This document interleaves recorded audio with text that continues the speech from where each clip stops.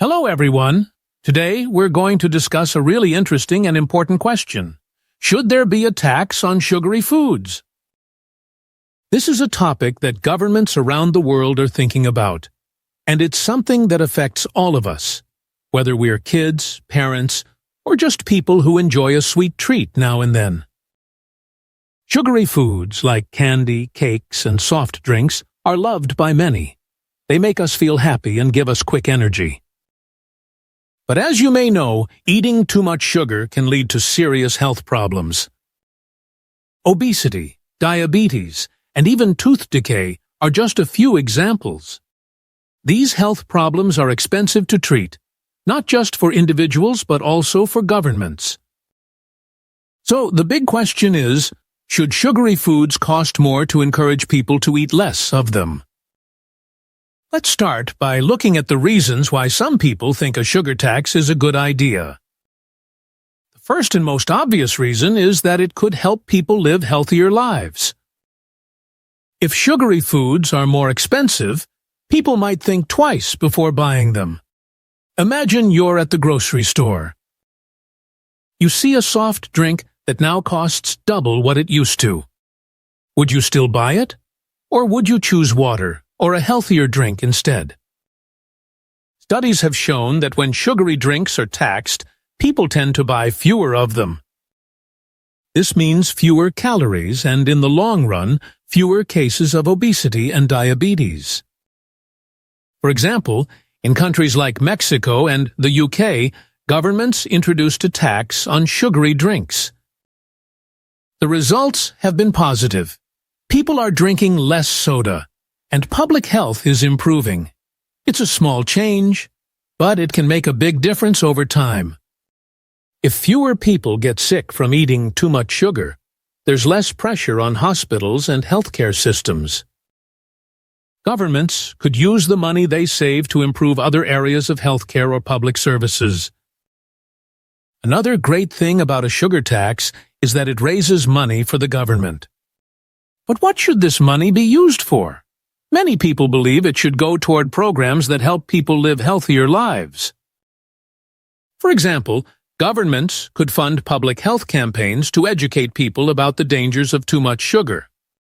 They could also invest in building parks, gyms, or sports facilities to encourage physical activity.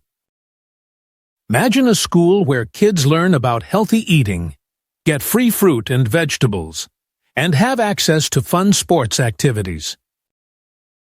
That's the kind of change a sugar tax could help pay for. Now, let's look at the other side of the argument.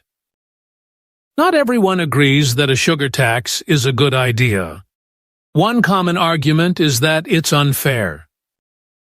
Sugary foods are something that many people enjoy, and they're often a part of cultural celebrations and traditions. Should the government really make it harder for people to buy the foods they love?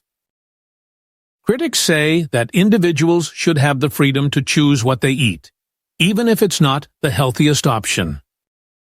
After all, it's their body and their choice. Another concern is how a sugar tax would affect low-income families. Sugary foods are often cheaper and easier to find than healthier options like fresh fruits and vegetables.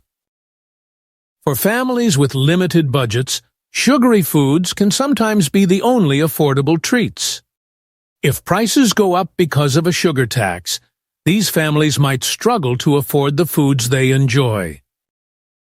Meanwhile, wealthier people could continue to buy sugary foods without much trouble. This could make life harder for people who are already facing financial challenges, creating more inequality between the rich and the poor. Another argument against the sugar tax is that it might not actually solve the problem. Some people might continue buying sugary foods, even if they cost more.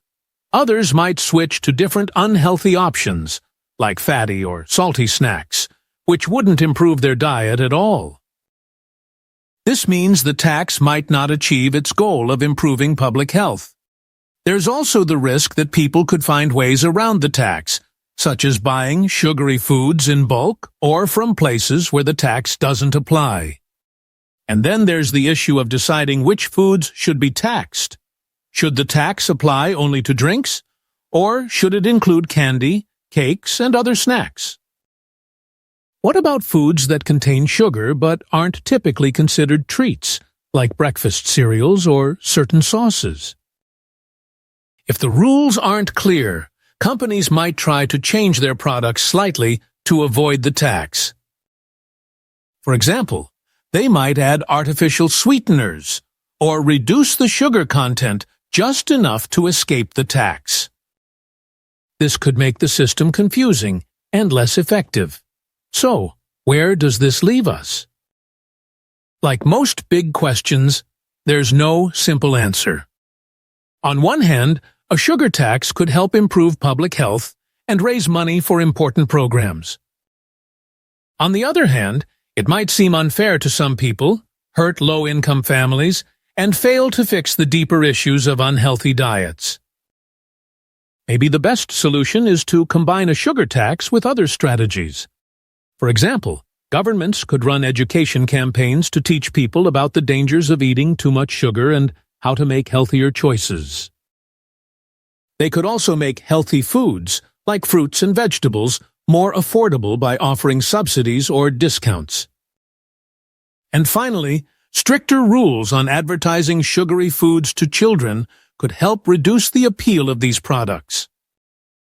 At the end of the day, this is a topic that affects everyone. Whether you're a parent, a student, or just someone who loves sweets, the idea of a sugar tax raises important questions about health, fairness, and personal freedom. What do you think?